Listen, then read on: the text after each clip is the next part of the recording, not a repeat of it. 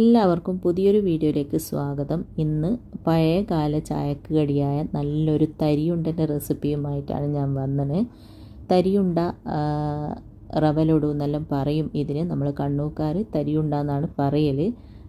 പഴയകാല ചായക്ക് കടിയായാലും ഇന്നും നമുക്ക് എന്നും ഉണ്ടാക്കി കഴിക്കാൻ തോന്നുന്ന നല്ലൊരു റെസിപ്പി കൂടിയാണ്. അപ്പോൾ നമുക്ക് വേഗം തന്നെ എങ്ങനെയാണ് ഇത് ഉണ്ടാക്കുന്നതെന്ന് നോക്കാം. തരിയുണ്ട ഉണ്ടാക്കാൻ വേണ്ടിയിട്ട് ആദ്യം തന്നെ നമുക്ക് തരി ഒന്ന് വറുത്തെടുക്കണം. അതിന് വേണ്ടിയിട്ട് ഞാനിതാ ഇതുപോലൊരു പാൻ അടുപ്പിൽ വെച്ചിട്ടൊന്ന് ചൂടാക്കിയിട്ടുണ്ട്. അതിലേക്ക് 1/2 കിലോ റവയാണ് കേട്ടോ ഇട്ട് കൊടുക്കുന്നത്.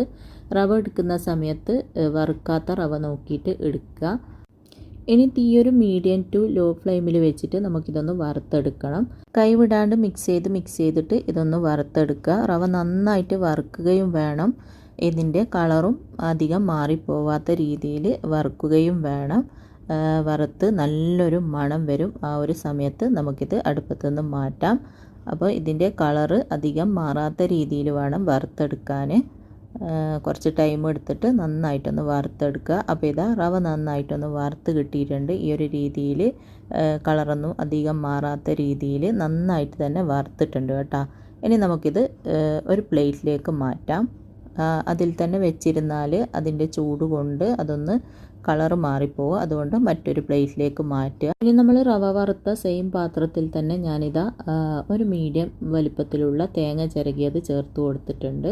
എന്നിട്ട് ഇതിലേക്ക് 1/4 കപ്പ് പഞ്ചസാര കൂടെ ഇട്ട് കൊടുക്കുന്നുണ്ട്. ഇനി ഈ ഒരു മീഡിയം ഫ്ലെയിമിൽ വെച്ചിട്ട് നമുക്ക് ഈ തേങ്ങനെ ഒന്ന് വിളയിച്ചെടുക്കണം.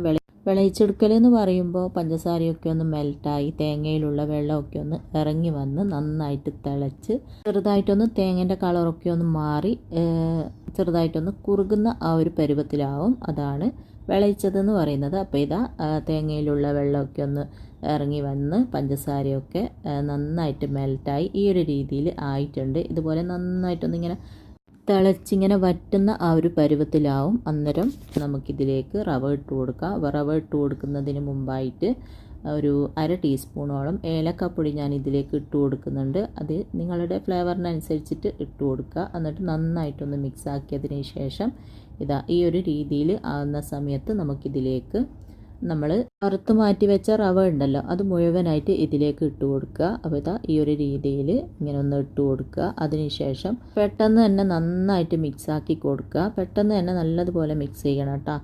ആ തേങ്ങൻ്റെ ആ ഒരു മിക്സും ഈ റവയും എല്ലാം കൂടി നന്നായിട്ട് മിക്സ് ചെയ്ത് കൊടുക്കുക.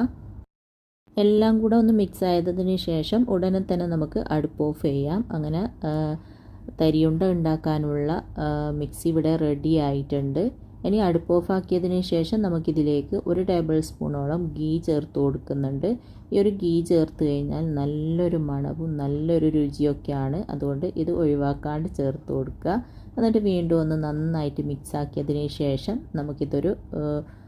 നമുക്കിത് മറ്റൊരു പാത്രത്തിലേക്ക് മാറ്റാം. ചെറുതായിട്ടൊന്ന് ചൂട് പോയതിന് ശേഷം നമുക്ക് ഉരുളകളാക്കിയെടുക്കാം. ഒരുപാട് ചൂട് പോയി തണുക്കാനായിട്ട് വെയിറ്റ് ചെയ്യരുത്. അങ്ങനെയാകുമ്പോൾ നമുക്കിത് ഉരുട്ടിയെടുക്കാൻ ബുദ്ധിമുട്ടായിരിക്കും. അതുകൊണ്ട് കുറച്ചൊന്ന് ചൂട് പോയതിന് ശേഷം തന്നെ ഉടനെ തന്നെ ഇത് ഉരുട്ടിയെടുക്കണം. നമുക്ക് കൈ പൊള്ളാത്ത രീതിയിൽ ആകുന്ന ആ ഒരു പരുവത്തിലാവുമ്പം തന്നെ ഉരുട്ടിയെടുക്കുക. ഇതുപോലെ ഒന്ന് ചെറുതായിട്ട് നേരത്തെ ഇട്ട് കൊടുത്താൽ മതി.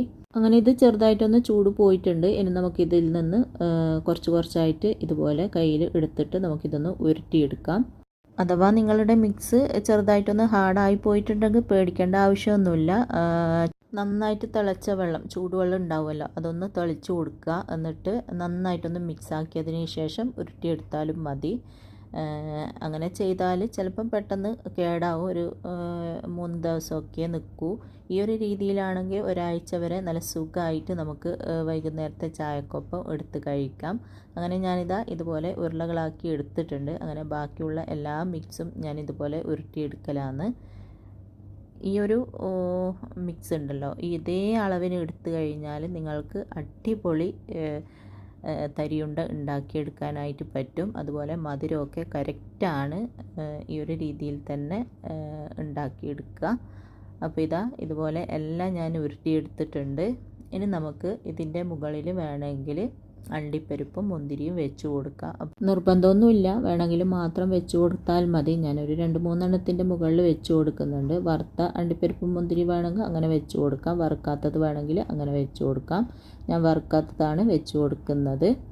അപ്പോൾ ഇതാ ഈ ഒരു രീതിയിൽ അണ്ടിപ്പരിപ്പും മുന്തിരി ഒന്ന് വെച്ച് കൊടുത്തിട്ടുണ്ട്. ഇനി ഒന്നും കൂടെ ചെറുതായിട്ടൊന്ന് ഉരുട്ടിയതിന് ശേഷം നമുക്കിത് സെർവിങ് പ്ലേറ്റിലേക്ക് മാറ്റാം. അപ്പോൾ എല്ലാവരും ഈ ഒരു തരിയുണ്ട ഉണ്ടാക്കി നോക്കുക. തരിയുണ്ട റവ ലഡു അടിപൊളി ടേസ്റ്റാണ്.